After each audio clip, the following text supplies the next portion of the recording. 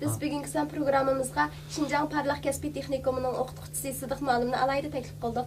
Assalomu alaykum Sidiq muallim. Va alaykum assalom. Aldi bilan sizning qimmatli vaqtingizni chiqarib bizning bugungi programmamizga qatnashganingizga rahmat aytamiz. Sizga rahmat. Unda xususan Sidiq muallim bugun aytmoqchi bo'lgan go'sht poloni yetishni boshlayib o'tamdik. Polo bizning an'anaviy tamoqlarimizning biri bo'lib, nazar chiroq, to'y to'kun, uylarimizga kelgan alayda mehmonlarimizga aytilgan tamoqlarimiz bo'lib, buning turi men biladiganim 20 necha xilga bordi. Masalan, anjam polosi, bet polo, oq polo qatorliqlar. Bugun aytadiganimiz bugun ko'rsatadiganimiz pololarning eng oddiysi, eng tabiiysi bo'lib, go'sht polo. Pologa ketadigan materiallar sabza, guruch, go'sht, piyaz. Bunun darisiga tuzlan bo'lsa bo'ldi. Ba'zida buni qizartirib, saqartib chiqaramiz desak, azroq shikar.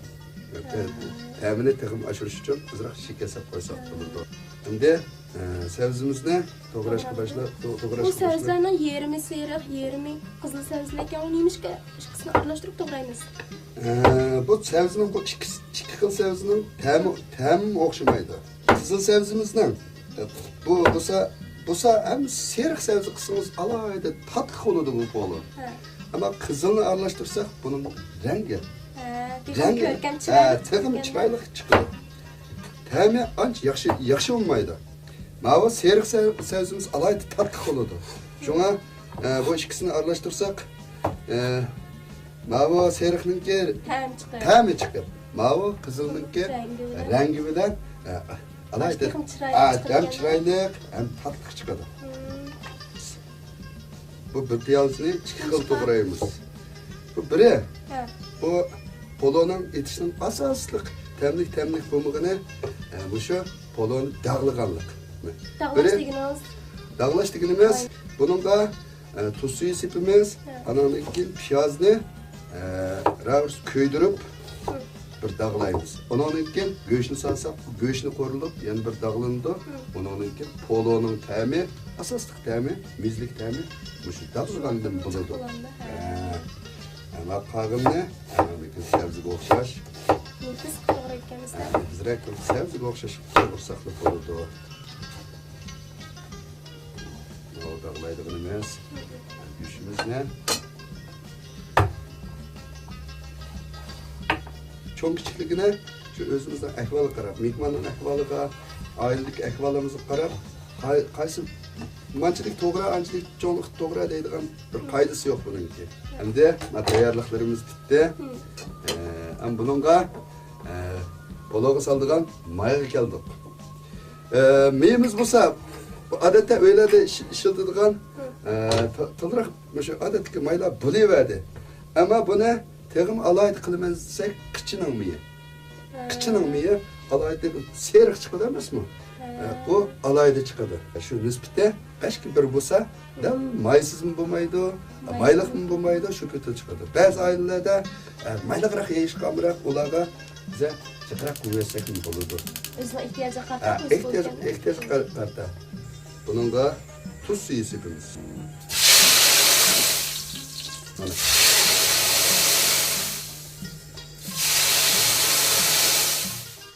tuz suyu, piyaz bilan bunu dağlab aldık. Hem üçüncü qatam dağlaşımız. Hem göç bilan. Hem may dağılımızda. Eğer polonu kızartıp seriq çıkarımız desek, meyimiz kichimi bo'lmagan ahvol aslida shikarni göç bilan birga. Go'shtni sepilib, kendimiz salimizda. Go'sht bilan birga sevsek, birse go'shtni yumshatadi. Yani birse adını qo'rilgandan keyin rang oladi bu.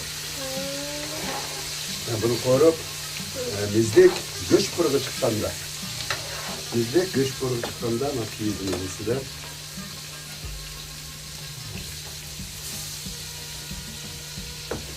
azroq qo'raymiz. Piyazın mizlik quruq chiqdi, ha? Hamda sabzimizni. Sabzi qanchalik vaqt qo'raymiz? Bunun otumuz ikki ot olsa 2 minut 2 minut tamga vaqt bilan bo'layverdi. Otumuz oilada to'liq otumuz tasılgan ekan, bunu qo'rlab mushu sabzi azroq ezilganda. Azroq ezilgandalar suv qo'ysak bo'ladi. Öylede otumuz bek ishtik bo'lgan ekan, birdan qo'rib azroq og'zini yeb qo'ysak bo'ladi. Anada tezroq bo'ladi. Ishtik bo'ladi. Endi su qo'yamiz. Ha. Qanchaga su qo'yamiz bunga? Odatda 1 kilo go'shtga 1 kilo suv qo'ysak bo'ldi. Va qazonlarimizni qo'ysak, mushu nimamizni, sog'an materiallarimizni teksh basaslan bo'ldi. Sabzi chilashqida? Ha, chilashlan bo'ldi. Cho'ksi bo'ldi.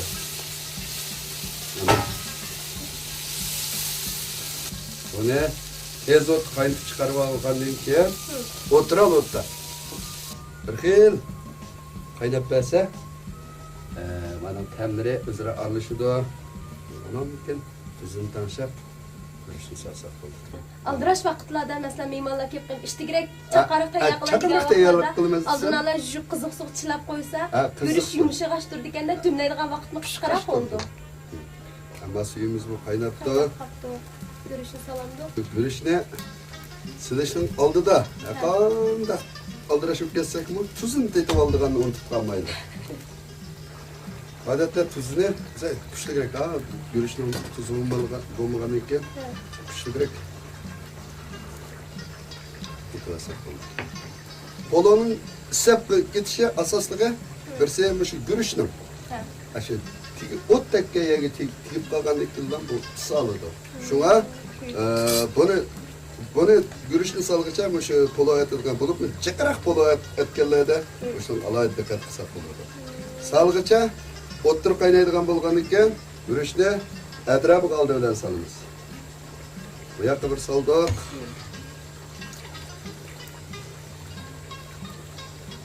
Bu yoqqa bir soldik. Mana ikki tarafdagi materialni o'ttirib yig'di ya.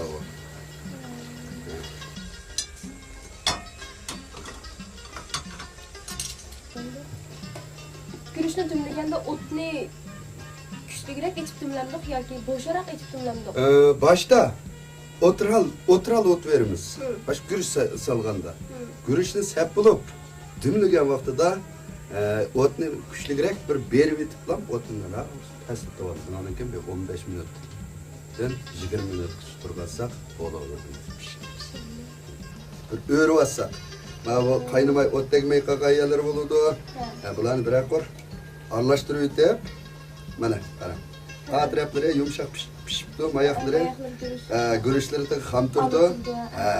O'shunday yerlarni astik sevsiga tegmay turib aralashtiramiz.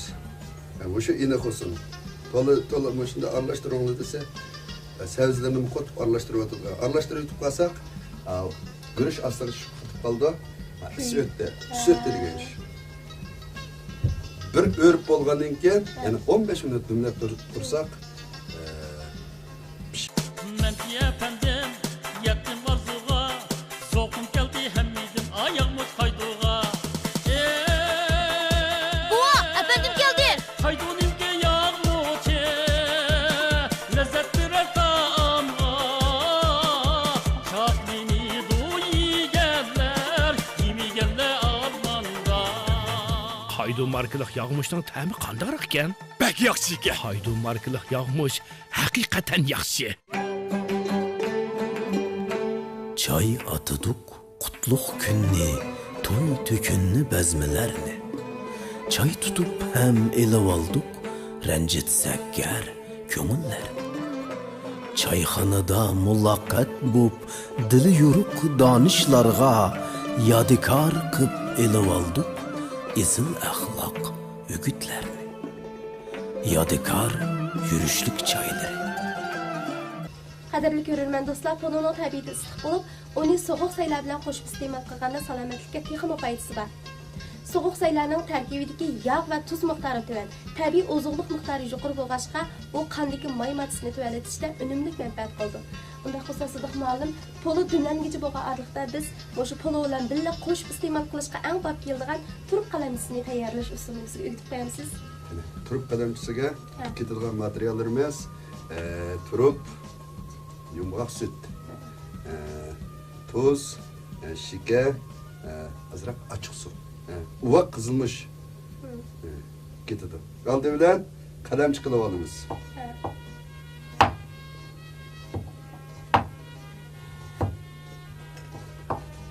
Qalamchilar inch qildi ekanmizda. Naydi inch, qancha inch bo'lsa shuncha yaxshi bo'ladi.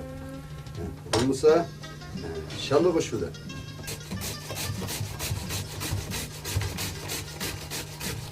Buni kirgicha bunun mu? Qanday narsaning to'qilmasi bo'ldi. O'zgacha.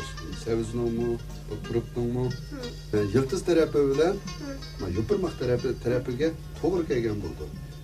Shallig'ichimi shuni to'g'rilab turib, to'g'rigichimi shu bitta to'g'ri emas. To'qilmasini bo'ylab. Anada ulib ketmaydi.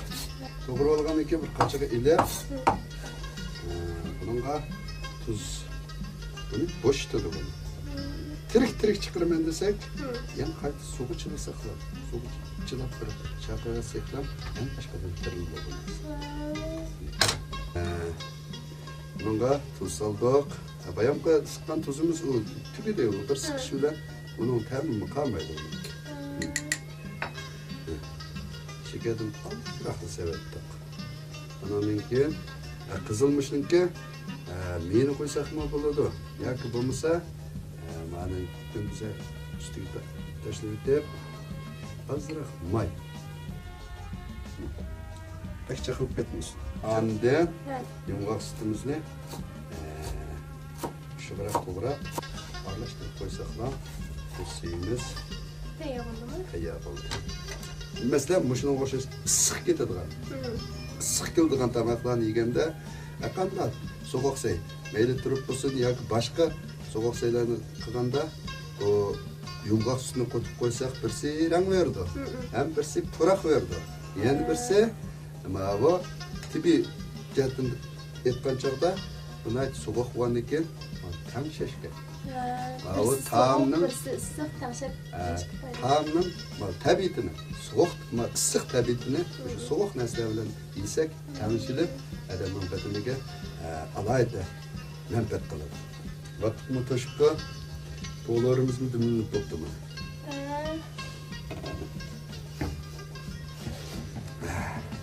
Ham bu poloni, sabzi go'shtlarini aralashtirib, sabzilarni ustiga aralashtirilib,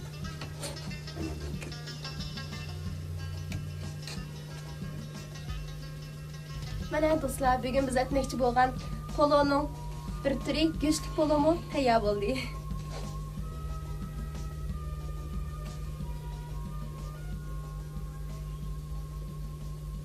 Hurmatli televizor ko'ruvchilar, biz bugungi programmamizda tanishtirmoqchi bo'lgan go'sht polo bilan turk qalamchisi tayyor bo'ldi. Siz yuqorqi usullar bo'yicha oilangizda o'zingiz qo'l sinib silab ko'ring.